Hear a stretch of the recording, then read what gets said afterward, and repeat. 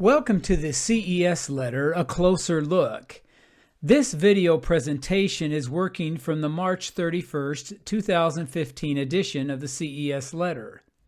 It will examine pages 50 to 65 dealing with the three witnesses of the Book of Mormon. This is the longest section of the CES letter. The testimony of the three witnesses, now available in the opening pages of the Book of Mormon, states that they have seen the engravings which are upon the plates, and they have been shown unto us by the power of God, and not of man. And we declare with words of soberness that an angel of God came down from heaven, and he brought and laid before our eyes, that we beheld and saw the plates and the engravings thereon. It also declares that they heard the voice of the Lord.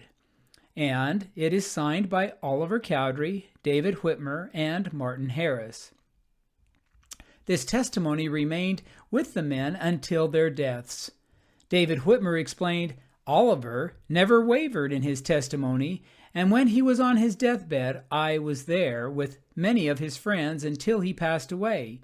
He bore the same testimony on his dying bed that he had always borne through life, and earnestly called upon all to cleave to the truth revealed through the prophet Joseph. 4 days before his death, Martin Harris avowed, Now, I don't believe, but I know it, the Book of Mormon, to be true. For with these eyes I saw the angel, and with these ears, pointing to them, I heard him say it was a true and correct record of an ancient people that dwelled upon this the American continent, and I hereby testify to you, young men, that it is true. Similarly, David Whitmer declared, I want to give my dying testimony. You must be faithful in Christ. I want to say to you all that the Bible and the record of the Nephites, the Book of Mormon, are true, so you can say that you have heard me bear my testimony on my deathbed. The testimonies of the three witnesses constitute a strong endorsement of the Book of Mormon.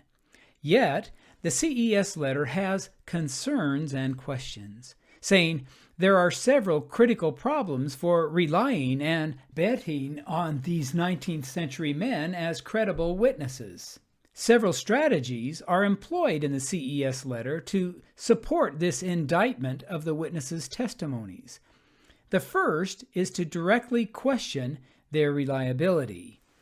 It is true that Martin Harris had a flowery imagination, and that if he were the only Book of Mormon witness, then the testimony might be more easily doubted. Yet, Martin too was skeptical. He carried the characters transcribed from the plates to Charles Anthon to verify their validity. On one occasion, while translating with Joseph, he substituted a different stone in place of the seer stone in order to test Joseph's translating ability. Joseph immediately discovered the switch, and Martin was satisfied. Concerning Oliver Cowdery, the CES letter quotes an early revelation from the Book of Commandments that speaks of a gift of Oliver's of working with a rod of nature. The CES letter asks, what is a rod of nature? And answers the question, it is a divining rod or dowsing rod, and then provides an image. The CES letter then reports that Oliver Cowdery used to hunt for buried treasure with the rod, which is completely undocumentable. Beyond the statement in the Book of Commandments, there are no historical references to Oliver and the rod of nature. When evaluating individuals living in other places and times, it is important to avoid presentism, where biases of the current society are superimposed upon others. Working with the divining rod seems strange to us today, but an 1826 article in the American Journal of Science and Arts on the divining rod states, men in various callings, men above the reach of mean arts, men of the soundest judgment, of large information, and of the most exemplary lives, do not disown the art. The revelation itself did not tell Oliver to abandon the practice, whatever it then entailed. Rather, he was told to use his gifts for righteous and higher purposes. John Stafford in 1881 was asked, "Did you know Oliver Cowdery?" To which he replied, "Yes, Cowdery was a man of good character." Similarly, LORENZO SAUNDERS was asked in 1884 if he knew Oliver Cowdery. He responded, "Yes, I was well acquainted with Cowdery. I never knew anything against Cowdery. He was a peaceable fellow." Regarding David Whitmer, the CES letter reproduces a statement published in 1887. "If you believe my testimony to the Book of Mormon, if you believe that God spake to us three witnesses by his own voice, then I tell you that in June 1838 God spake to me again by his own voice from the heavens and told me to separate myself from among the Latter-day Saints. For as they sought to do unto me, so it should be done unto them." The CES letter then asks a legitimate question. If David Whitmer is a credible witness, why are we only using his testimony of the Book of Mormon while ignoring his other testimony, claiming that God himself spoke to Whitmer by his own voice from the heavens in June 1838, commanding Whitmer to apostatize from the Lord's one and only true church? The chronology of this report is important. The Far West High Council met to consider David Whitmer's membership status on April 13, 1838, and listened to a letter written by him to the High Council, which stated that he did withdraw from your fellowship and communion. He was subsequently excommunicated. Then, in 1887, David reported that 2 months after his excommunication, God spoke to him and implied that this latter experience was as valid to Latter-day Saints as his testimony printed in the Book of Mormon. A brief comparison of the two experiences demonstrates multiple differences, but the fact that he had been cut off from the church and was defying revelation would diminish the credibility of the experience to church members independent of other important contrasts. A second tactic adopted by the CES letter to discredit the three witnesses' testimonies is labeling their experiences as imagination. In other words, saying the three witnesses just imagined the encounter with the angel. To support this allegation, the CES letter provides what looks to be 13 separate evidences from the three witnesses stating they were entranced or saw with a spiritual eye or simply the eye of faith. However, a closer examination of these quotations demonstrates that the first two are from the same source, an 1874 interview between Martin Harris and Anthony Metcalf. These three quotations are from a letter written by ex-Mormon Stephen Burnett. These three are all quoting an 1892 memorandum by Book of Mormon typesetter John H. Gilbert. These two citations are from an 1840 statement of John A. Clark. The last three quotations are hearsay or ambiguous. So, in review, there are 4 voices reporting the language of eye of faith or spiritual eyes.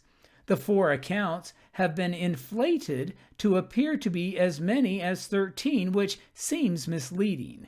Also, they are not from all 3 of the witnesses, but just from Martin Harris. In addition, many other statements from Martin describing a non-imaginary experience are ignored. For example, there are far more than 4 quotations from Martin Harris stating that he handled the plates and saw the angel in broad daylight and heard a voice from heaven. Additional quotes are not cited from Oliver Cowdery, including statements where he said he saw the plates with his eyes, he handled the plates and even hefted them, and stood in the company of an angel. Oliver's death in 1848 resulted in fewer references in the historical record from him than the other witnesses. Also not included are references from David Whitmer saying what he saw was as plain as the furniture in the room where he then sat, that it was no delusion. He added that he saw an angel of God and heard his voice. David Whitmer left dozens of similar statements. All of these can be read at fairmormon.org by searching Book of Mormon Witnesses Statements. They show an overwhelming support that the experience of all three was not imaginary. A third approach in the CES letter to discredit the three witnesses' testimonies suggests that Joseph Smith influenced or manipulated their experiences. Naturalist critic Dan Vogel goes even further. The testimony of three witnesses does not mention the presence of Joseph Smith, but clearly he played a central role. It was by his permission that they sought to become the three promised witnesses. They followed him into the wilderness, they obeyed his instructions regarding the order of prayer, and they had a vision because he was with them. Even Harris had no vision until Smith had joined him. We might well ask, why was Smith's presence required at an event, not requiring his presence? Could Joseph Smith have in some way induced the witnesses to hallucinate? This possibility has never been adequately explored or refuted by apologists. Could Joseph Smith have induced the three witnesses to hallucinate? How might this have occurred? Researchers have discovered that 10% of the population are extremely suggestible and capable of deep hypnotic trance. 10% are of low susceptibility, and 80% fall somewhere in between. The ability of the witnesses to respond to Joseph Smith's suggestions or to enter into a hypnotic-like state is directly correlative to their visionary histories. Vogel's comment that a person's ability to enter a hypnotic state is correlative or correlative to their visionary histories seems to go well beyond the evidence. Even today, no scale to measure hypnotic susceptibility can be seen as consistently reliable due to the nature of hypnosis. Importantly, 19th century culture supported a belief in supernatural events that could be embraced by individuals of all hypnotic susceptibilities. To assume that such a belief constituted increased hypnotizability is not justified. Recent studies show that hypnotic susceptibility is a bell-shaped curve with the top 10% being highly hypnotizable. There is no way to know whether any of the three witnesses were in this group. Statistically, the likelihood of all three would have been 1 in 1,000. Other concerns emerge regarding the assumption that hypnotism was involved in any way. Paramount is the assertion that Joseph Smith possessed the skills of a highly trained hypnotist, which is problematic for several reasons, including the observation that it is anachronistic. The process of hypnosis was essentially unknown in rural America in the 1820s. The word and its meaning were so obscure that it was not present in the 1830 Webster's Dictionary. The first journals and books to mention hypnosis appeared in the 1840s. There simply was no source for Joseph Smith to learn that a hypnotic trance could be established, nor any mention of how it might occur. A second problem involves the ability of any hypnotist to induce a hypnotic trance in the three witnesses without them realizing what was happening. When asked if it was a hallucination, David Whitmer declared, "No, sir. I was not under any hallucination, nor was I deceived. I saw with these eyes and I heard with these ears. I know whereof I speak." On 2 occasions, he repeated, "It was no delusion." Clinical psychologist Michael D. Yapko explained, "Hypnotists are able to use their skills in communication to make acceptance of suggestions more likely, but there is no control over the client other than the control the client gives them." Professional hypnotist George Hewlett and Donald Peterson wrote that a person cannot be hypnotized against his will. A third problem is the ability of the skilled hypnotist to generate a vivid, complex hallucination the hypnotized subjects would afterwards recall. The three-witness testimony declares specific details like seeing an angel, viewing the plates, seeing the engravings, and hearing the voice of God. It was not solely auditory or visual, but a combination of both. David Whitmer reported additional particulars like the brass plates, a table, many records, the sword of Laban, the Liahona, and the Urim and Thummim. Studies have shown that while in a trance, hypnotic suggestion can influence a person's views and behaviors after they have awakened, but never to the degree implied, and without a person's full cooperation and awareness that hypnosis was involved. Even with a cooperative patient, it varies. Dr. James R. Council explains, within the individual, different levels of hypnosis seem to manifest themselves during a session, and across individuals, pronounced differences in responsiveness can be observed. There are also time limits to how long post-hypnotic suggestions will persist in the minds of the subjects.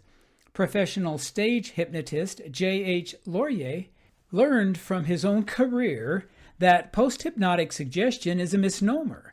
It will fail if the time be deferred over 2 hours. A fourth difficulty is the idea that Joseph could have hypnotized the three witnesses and assured that the hallucinations experienced by David Whitmer and Oliver Cowdery were the same. Physicians Gerald Maximum and Nicholas Ward re-emphasized that the hypnotist cannot control the patient. Other researchers recognize that the subjective experiences in response to suggestions from the hypnotist vary largely even among highly hypnotizable individuals. Critics may assert that the descriptions from the three witnesses were modified and correlated after the experience, but there is no evidence to support this. A fifth concern is how a hypnotist of any skill could have generated a similar hallucination in the mind of Martin Harris, whose experience came sometime after David and Oliver's. In summary, before promoting the idea that Joseph Smith may have hypnotized the three witnesses, causing them to hallucinate, a plausible explanation of how this might have actually been accomplished should be identified. That none exist is not surprising and provokes important questions. If Joseph had such power, why use it to just create Book of Mormon witnesses? If he could acquire it without any training, what would have kept others from doing so and abusing it to their personal advantage, and even sinister goals? If such were possible then, why not today? It would require all of us to be on constant lookout for the hypnotist who could exploit personal interests and induce a trance without us knowing it and plant ideas that would change our entire lives. Attempts to discredit the testimonies of the three witnesses in the CES letter seem less convincing. Oliver Cowdery and David Whitmer were well respected, and Martin Harris to some degree. Claims that the witnesses only imagined the experience or saw only with spiritual eyes are misleading because they are based upon only 4 statements, all from Martin Harris. They ignore dozens of other declarations from all 3 witnesses affirming that it was not in their imagination. The century-old claim that Joseph Smith hypnotized the witnesses is anachronistic.